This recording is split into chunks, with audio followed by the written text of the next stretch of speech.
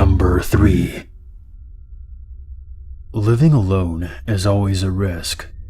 I had just moved to a new city and I was getting used to a new routine. At my old job, I worked from 7 a.m. to 9 p.m. and I was luxuriating to a regular 9 to 5 with completely free weekends. One of these weekends started out the worst way I could imagine. I woke up early, as I typically did, a bad habit. I wanted to run in a nearby park, but it was too dark outside.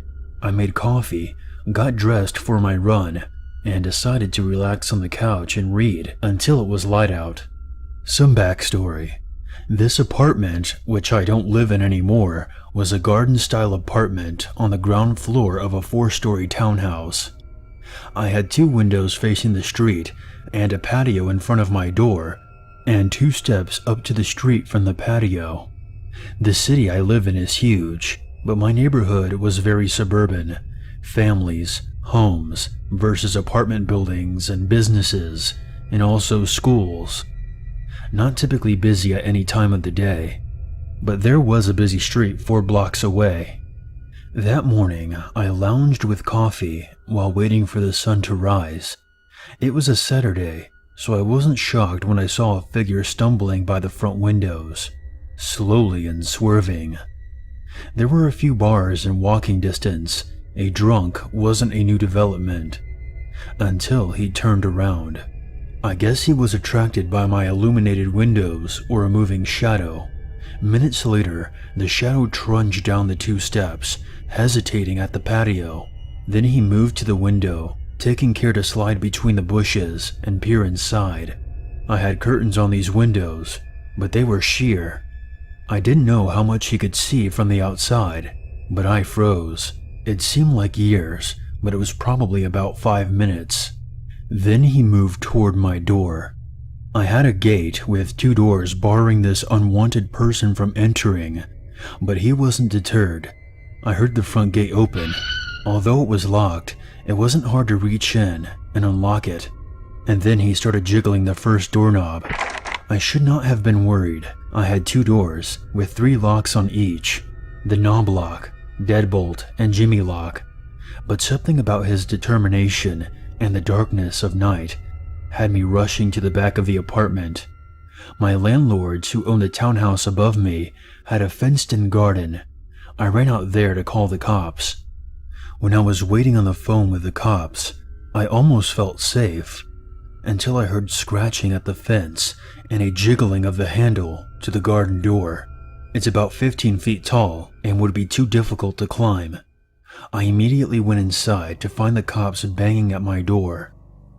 I sent them around to the garden entrance, but they never found the guy, just a dirty screwdriver on the ground. I never got an update, so I assumed this guy was never caught or tried breaking in anywhere else in the neighborhood. But either way, let's not meet. Number 2. This happened nearly 5 years ago now, but unfortunately the memory remains very ingrained in my mind. A bit of context to get started. I lived in a medium-sized city that in 2011 was badly affected by a strong earthquake. Around 200 were killed, and a large portion of the city's older buildings were either outright destroyed or deemed uninhabitable. One such building was the affectionately coined Mental Rehabilitation Centre, Sunnyside. Naturally, having a significant number of mentally ill patients without a roof over their heads only exacerbated the city's problems at this stage, and short-term solutions were desperately in need.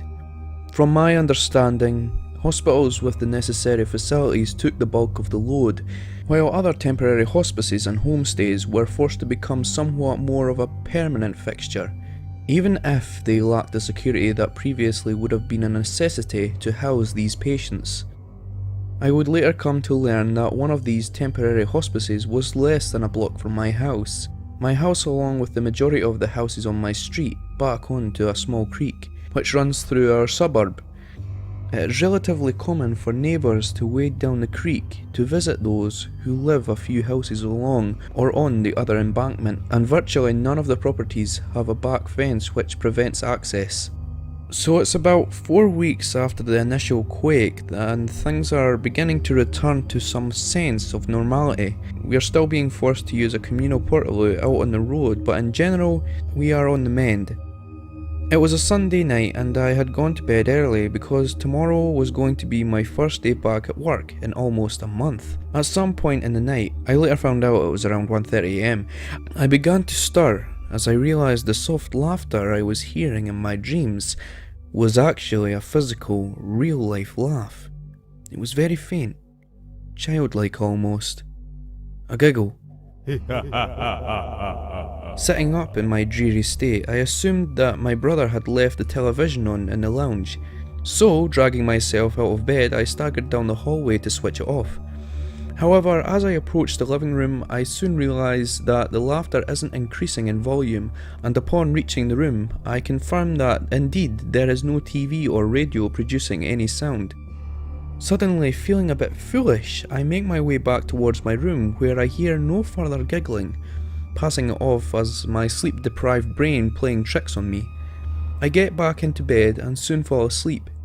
An hour later, I was again stirred awake, this time by the soft plucking of my steel-string guitar, which I keep in my office at the other end of the hall. Feeling very frustrated at this point for being woken twice in one night, I immediately fling myself out of bed, determined to find the source of these irritating noises.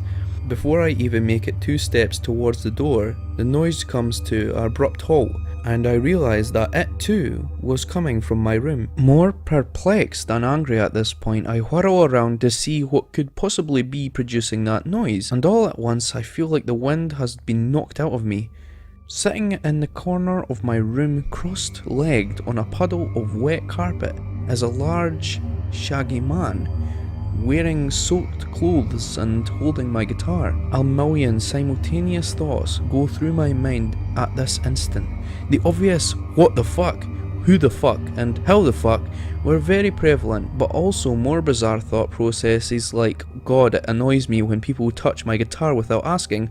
All logical thoughts seem to come to a complete standstill at this point, and for whatever reason some deep-seated social cue came roaring to life and my mouth sputtered out the words, would you like a cup of tea? Because you know, obviously the first thing you do when someone comes into your house is offer them a cup of tea, right? The man seemed pleased with this interaction. He perks up and nods brightly, and I turn around and sprint from the room, slamming it shut behind me. I scream for my brother to call the police while holding onto the door handle with all my might, dreading the desperate struggle that was sure to happen. There's a man in my fucking room!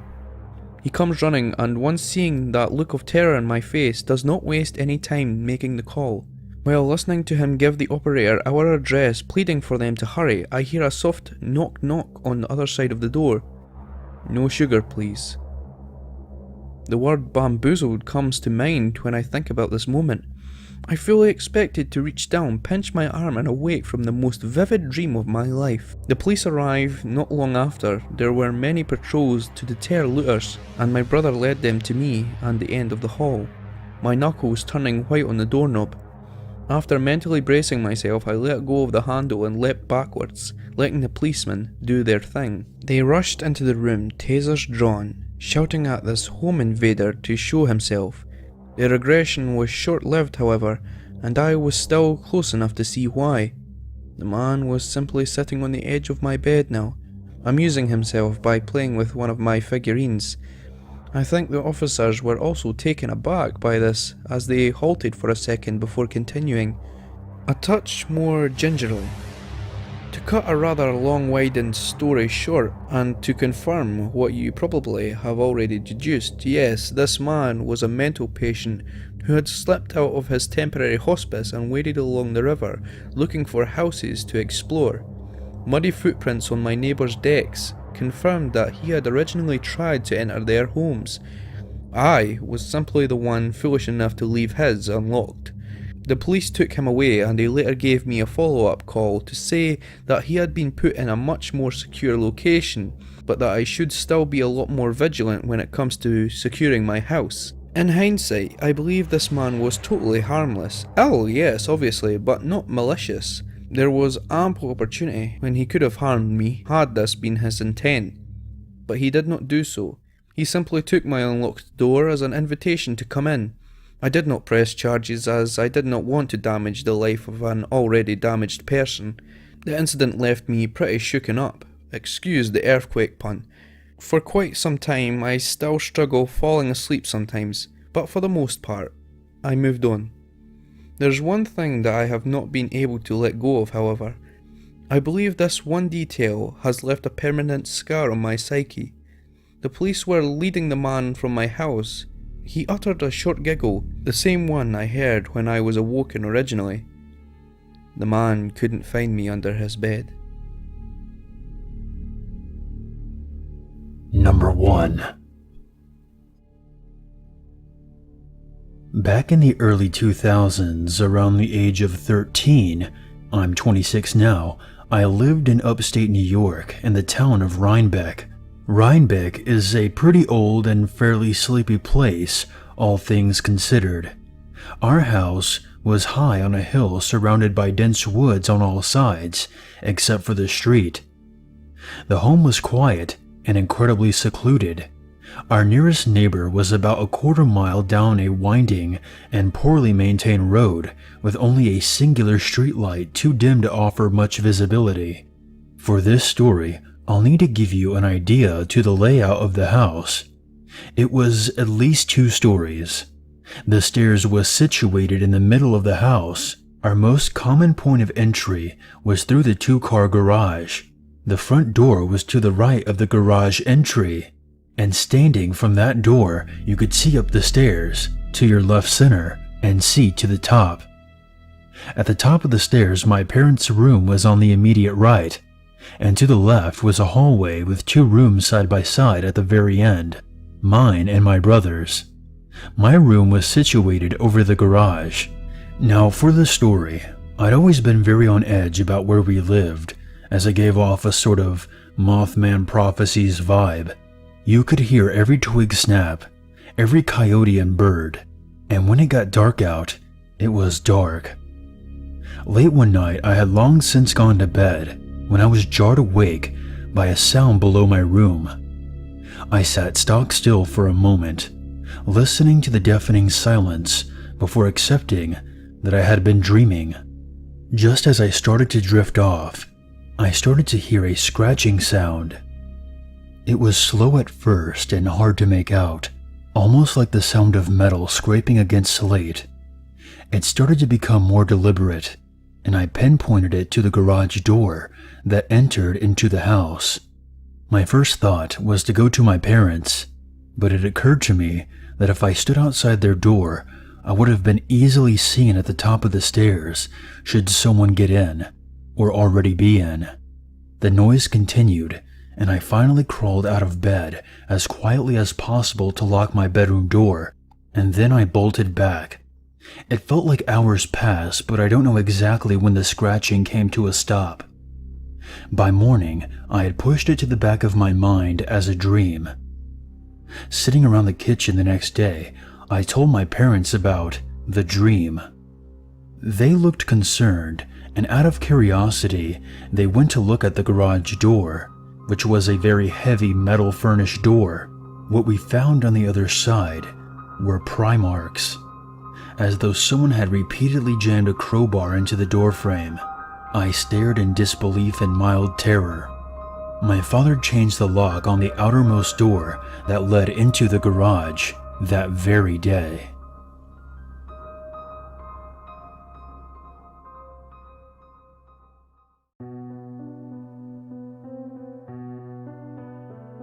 Hey guys, Unit 522 here, and I want to thank you very much for watching my video.